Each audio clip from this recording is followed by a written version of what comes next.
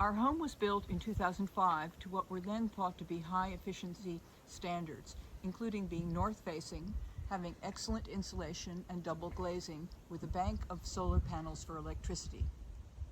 However, a gas cooktop, gas hot water heating, a central wood heater, and electric space heating resulted in high energy costs as well as relatively high CO2 emissions. We bought the house in 2019 and decided to reduce our overall energy consumption as well as our carbon emissions. Fortunately, our original 18-year-old solar panels are still functional, although they didn't supply enough power to support our electricity-intense household. Though we're only 2 people, our workshop and electric power tools are used extensively.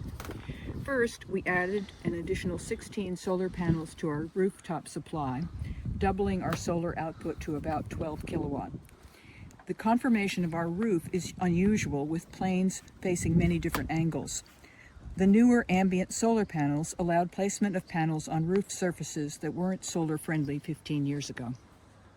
With this extra energy available, we then replaced the gas hot water heater with reverse cycle water heating system. We also switched to reverse cycle air conditioning in the main living area, eliminating the need to use the wood heater except for the ambience of a live fire.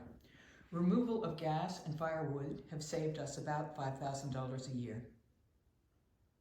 A year ago, we ordered an EV, and while we waited for it to arrive, we installed a Tesla Powerwall, which gives us 13.5 kilowatt hours. We took out a no-interest Tasmanian state government loan to do this. The battery allows us to increase the use of our solar energy by about 30%, which would otherwise go into the grid. Tesla's smart battery app provides immediate information about our energy storage and use, and has the capacity to support bidirectional flow, for example, to and from an EV, although we haven't set this up yet.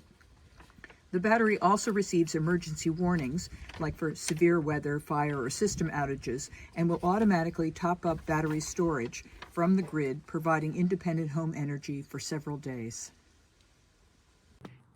Once we finally got our EV, we installed a smart charger, which allows us to select the speed of charging using combinations of solar and grid electricity. It gives us confidence that even during long periods of cloudy weather, we can still fully charge the EV from the grid if we need to.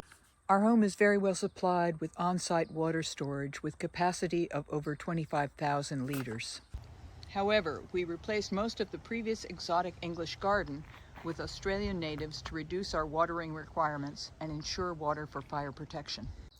In our area, we do not have the luxury of council rubbish collection, so we have to take our rubbish and recycling to the tip.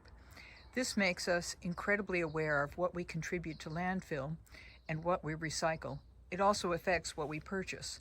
We compost all household organic waste and maintain a small vegetable garden as well as a worm farm.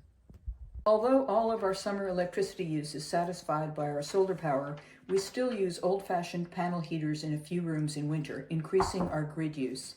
We plan to replace these with a second reverse cycle system. We will also switch from gas to induction cooking in the next year.